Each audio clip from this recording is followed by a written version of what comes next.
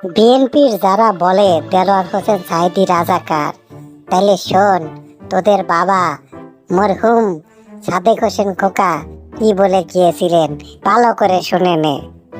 বাস্তবতা হলো আজকে সাঈদী সাহেবের ট্রায়াল করা হলো, তাকে ডেথ পেনাল্টি দেওয়া। আমি বিষয়টা একজন মুক্তিযোদ্ধা হিসেবে খুঁজে দেখবার চেষ্টা করেছি। আমাদের গ্রেটার বরিশালে যে অন্যতম মুক্তিযোদ্ধা সেক্টর কমান্ডার জলিল সাহেব ছিলেন, তারপরে নাম্বার 2 যিনি ছিলেন মেজর শাহজাহান ওমর বীরুত্তম, তাকে আমি জিজ্ঞেস করেছি যে সাঈদীর বিষয়টা।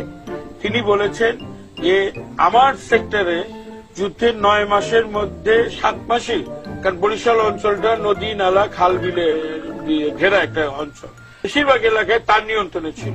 তিনি কোথাও কোনো রাজাকার পিস কমিটির লোকজন এগুলিকে কোথাও তিনি থাকতে দেন নাই। আর তিনি বলেন যে এই নামে কারো একটা ইম্পর্টেন্ট কারোর কথা আমি শুনি নাই। এবং তিনি বলছেন আমি শুধু না, আমার সেক্টরে অন্যতম আরেকজন মুক্তিযোদ্ধা যিনি আওয়ামী লীগের পক্ষে, আওয়ামী লীগের দলের এখন সাথে রাজনীতি করছে, সেই জিয়াউদ্দিনকে তিনি জিজ্ঞেস করেছেন। জিয়াউদ্দিন সাহেব বলেছেন যে সাঈদী নামে এই ধরনের বড় কোন রাজাকার ছিল।